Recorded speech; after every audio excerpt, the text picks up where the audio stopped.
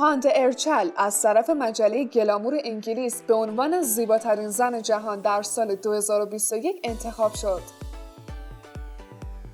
سریال تو درم را بزن با پخش قسمت آخر خودش رکورد پربحث‌ترین سریال در توییتر رو که به سریال بازی تاج و تخت تعلق داشت با بیش از 9 میلیون توییت شکست. زوج نسلیان آتاگل و کادیر دولو در دیدار با یه ایرانی غذای ایرانی خوردن و با فارسی حرف زدنشون از غذاهای ایرانی تعریف کردن. غذاهای ایرانی‌ها؟ غذاهای ایرانی‌ها؟ خیلی دوست دارم. خیلی دوست دارم. بسکتبالیست معروف جدی عثمان در کاپادوکیای ترکیه با حلقه 1 میلیون لیری به ابرو شاهین پیشنهاد ازدواج داد و ابرو هم به اون جواب بله داد. کرم بورسین که به تازگی به ایتالیا سفر کرده با استقبال زیادی از هوادارانش روبرو شد. این بازیگر با گذاشتن یه استوری از هوادارهای ایتالیاییش تشکر کرد. جان یامان که به صربستان رفته بود تا در افتتاحیه شعبه برندی که چهره تبلیغاتی اون شرکت کنه با استقبال بی‌نظیر هواداراش روبرو شد. سریال پرطرفدار گودال که خرداد ماه به پایان رسید قراره به زودی در 3 کشور صربستان، مونتنگرو و کرواسی پخش بشه. به تازگی ایلهان شن با استوری گذاشتن عکس 2 نفره‌ای از خودش و برج اوزبرگ با یه ایموجی قلب سفید در اینستاگرام باعث به وجود اومدن شایعاتی از وجود رابطه عاشقانه بین این زوج شده. اون همچنین در مصاحبه جدیدش گفته برجو یکی از زیباترین چیزهای دنیاست. جمره بایسل و آیتا شاشماس که برای صرف شام 2 نفری بیرون رفته بودن سوالات خبرنگارا رو در مورد رابطهشون بی جواب گذاشتن. مجری سرن سرنگیل ادعا کرده کنان دولو با اینکه جواب تست کروناش مثبت بوده کنسرت بودروم رو لغو نکرده و به روی صحنه رفته، اما این خواننده این ادعاها رو رد کرد. این روزها که شایعه رابطه داشتن مرادباز و توبابوی حسون به گوش میرسه، وجود کلمه توپراک بر روی لیوانی که مرادباز در دست داشت خبرساز شد، چون توپراک اسم یکی از دخترای توباست. متین چکمز که در سریال فریها نقش پدر فریها رو بازی میکرد در سن 75 سالگی بعد از مدت‌ها درگیری با سرطان در بیمارستان درگذشت. نورگل یشیلچای که سالها اونو با رنگ موی تیره دیدیم برای پروژه جدیدش رنگ موی خودش رو تغییر داد و روشن کرد. هنوز چند ماه بیشتر از شروع رابطه عاشقانه ایلایدا آلیشان و سرکای توتونجون نگذشته که این زوج از هم جدا شدن، اما دلیل این جدایی رو بیان نکردن. رابطه عاشقانه حادثه و مهمت چلر داره به سرعت پیش میره و حالا حادثه تصمیم گرفته مهمت رو با مادرش آشنا کنه. با جدای فرح زینب عبدالله از سریال آپارتمان بیگناهان برای فصل جدید ملیسا شنوسون به کادر بازیگرای این سریال اضافه شد. بوشرا دولی و جم آکتا که از سال 2019 با هم رابطه عاشقانه داشتن به تازگی از همدیگه جدا شدن.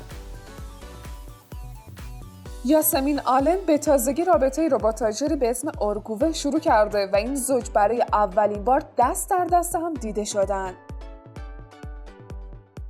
راننده سرنای ساریکایا زمانی که به دنبال اون میرفت تصادف کرد و سرنای با شنیدن این خبر به سرعت جویه حالش شد. اون با آگاهی از سلامت راننده گفت ضرر به مال بخوره اما به جون نخوره.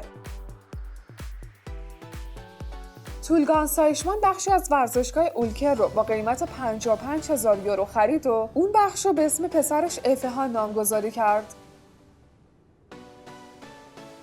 فیاض شریف اولو بازیگر سریال دختر پشت پنجره در مصاحبه‌ای بیان کرد زنانی که آداب و معاشرت خوبی دارن منو تحت تاثیر قرار میدن. به تازگی شایعاتی از شروع رابطه پنهونی بین امود اویرگن و سرنای سالیکایا به گوش میرسه و گفته میشه امود حتی رستورانی رو به طور کامل تعطیل کرده تا بتونه بدون مزاحمت با سرنای وقت بگذرونه. اما سرنای این اخبار رو تکذیب کرد و گفت من و امود دوستای قدیمی هستیم. خیلی معتقدن دلیل این پنهونکاری دوستی امود با چاغاتای اولسوی، عشق سابق سرنایه. اوزجان دنیز عشق ایرانی و جدید خودش، ثمر دادگر را به عنوان مشاور استایل به پروژه جدید خودش اضافه کرد. بورا گلسوی و هازالکایا به عنوان پارتنر برای بازی در سریال غیرممکن انتخاب شدند. برک آتان و سلین یاجی‌اولو که در شرف ازدواج بودن، خبر جداییشون رو تایید کردند. ارکان کولچاک که در نوجوانی آرزو داشت دروازه‌بان بشه، با یک تیم هلندی قرارداد امضا کرد و به عنوان دروازه‌بان در تمریناتشون شرکت کرد. چالار ارتغرل و کایا مانوکیان بعد از 3 سال رابطه عاشقانه از همدیگه جدا شدن. زوج اویا آناستاسی و احمد تانسو تاشانلار که بعد از چند سال جدایی دوباره در سریال هرجایی رابطه عاشقانه‌شون رو از نو شروع کرده بودن، در مراسمی با حضور اکثر همبازیاشون در این سریال ازدواج کردند. یکی از شاهدین عقد اونا انگین آکیورک بود. برنسوت به همراه همسرش کنان دولو در مراسم ازدواج برادر عشق اول خودش افگورای به عنوان شاهد عقد حضور پیدا کرد. کنان هم در این مراسم به روی صحنه رفت. ایرم حلواجی‌اولو با بیان اینکه در قلب اون کسی وجود نداره، به جدایی از عشق خودش اسر آلپ اعتراف کرد.